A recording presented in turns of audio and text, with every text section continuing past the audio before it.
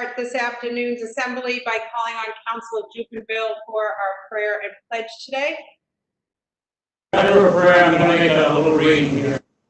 I refuse to accept the view that mankind is so perfectly bound to the sorrows, midnight racism and war, that the proclamation of peace and brotherhood can never become a reality. I believe that. Who am I delivering?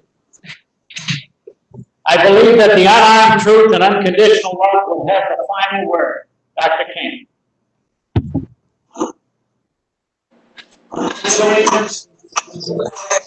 United States of America.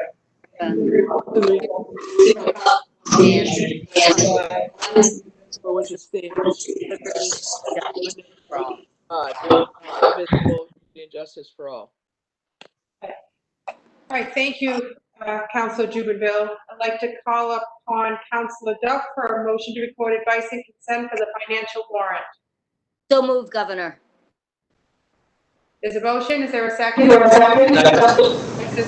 second by Councilor Hurley. All in favor, say aye. Aye. Aye. Aye. I recognize Councilor for a motion to record advice and consent for the pending list of notaries public and justices of the peace. You're not coming through clearly, Lieutenant Governor. So moved. There's a motion. Is there a second? Second. Second. All in favor, say aye. Aye. I recognize Councilor Anella for a motion to record advice and consent for the appointment of E. Kelleher III to the position of Associate Justice of the Housing Court. Thank you. So moved. Second. There's a motion and a second by Councilor Kennedy. Is there, we may begin the roll call. Councilor Duff? Yes. Yes. Councilor Kennedy? Yes. Councilor Hurley? Yes. Yes. Councilor Ferrera? Yes. Yes. Councilor Jubinville? Yes. Councilor Devaney? Yes. Councilor Iannella? Yes. Governor? Thank you. I recognize Councilor Duff for a motion to record advice and consent for the appointment of Alexander Mitchell-Munevar to the position of Associate Justice of the Housing Court. Thank you, Governor. It's my pleasure and honor to submit his name into nomination. Second. May I speak? We may begin the roll. Can I speak a minute? Oh, yes, please. Sorry. Well, I think the nominee is a nice fellow, and he has a lot of good things in his past. And he was a good advocate for most of his career, which I like. The problem I have with him is his answers to questions were not on point. He wandered off without giving me the answer I wanted, a simple answer. Second thing about this, we have a very big PR campaign by him. It was probably, I don't know how many emails. So whenever I get that many emails, I wonder why. He certainly either knew about it or he was asked by people if they could call us. So he knew that they would do that. But to me, that's something I'm concerned with. That so many people would have to call if he was that good. Second of all, I don't think he understands the job of the judge. Continually referred to, like a lot of nominees do, that he's going to follow the rule of law. And what he doesn't understand is that judges don't follow the rule of law. Judges interpret the law by the facts based on the case before them. And they get overturned by appeals courts sometimes, but they interpret the law. So he kept going back to that in every example I gave him. I gave him two examples. On a 65-year-old woman who had underlying medical conditions. And during the pandemic, all her rent was paid up. She was paying every month. And the landlord wanted to bring somebody in with a new prospective tenant to go through the apartment, and she objected to that, even though it was in the lease. And I said, what would you do if that came before you? He finally said, well, I'd have to follow the lease. Well, there's a pandemic going on, and There's a lot of leases in the Commonwealth where tenants are supposed to pay rent, but they have been put on hold during this pandemic, and rightfully so. So he was going to endanger the life of the woman by bringing in somebody, and I didn't think that was right. I just didn't think it was right. The second example I gave him was a public housing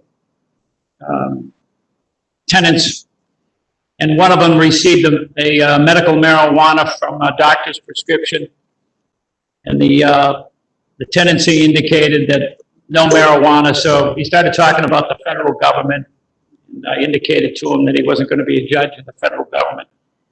In any event, he said he'd have to follow the tenancy, and I said, are you going to throw those people out on the street? And he said, well, I'd have to follow the lease. So, to me, those weren't good answers. I told him that. For all of the above, I want to say I wish him the best. I hope he becomes a great judge, and I'd be the first one to tell him it. But at this point, I'm not going to be able to vote. He's going to be confirmed by this council, but he's not going to be confirmed with my vote. Thank you very much. Lieutenant Governor, Councilman. Yeah, thank you.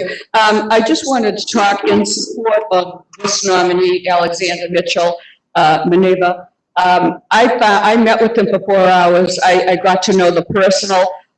He wasn't born with a silver spoon in his mouth. He is not a political appointment. He has worked hard. He came from a lot of problems in his life, and he said that on his questionnaire. He didn't go into detail, but he has overcome all of that. And for him to come to this position, and because of his background, he is very compassionate. He reached out to people, especially to elderly with problems, and housing is the biggest issue that we're facing now. And I think in addition to all of his qualities, he speaks Spanish, which is a great asset on the housing court. So I will be voting proudly yes. Thank you. Okay, we may begin the roll call. Council Kennedy, Yes. Council Hurley, Yes. Council Ferrera, Yes. Council Jubinville, No. Council Davini, Yes. Council Iannella, Yes. Council Duff. Yes. Yes. Thank you. Thank you. Thank you for all the work you're doing, both on the assembly, at your hearings, in between. I hope you are all well, and just be safe. We are promoting the importance of compliance. I want to thank all of you for doing your part and reminding people how important wearing the face coverings are when you go about, and the social distancing and the hygiene. As the governor has said repeatedly, COVID's not going on a summer break. It's very much here, and everyone has worked so hard to get to this point. We want to make sure that we continue to stay a place where there's low virus and low spread. So let's all keep doing our part so that we have a safe environment in which to live, to work, to move about. But let's do it responsibly, and everyone does their part. We'll continue to have success here. So thank you. Be safe. I'd like to ask a moment of silence before we adjourn for John Lewis, who has, there is no one that I can think of who has gone through more physical cruelty, and he has worked for equality all these years with grace and kindness, and probably, the undeserving hero that we don't hear about. And I would like to have a moment of silence in memory of this fine person.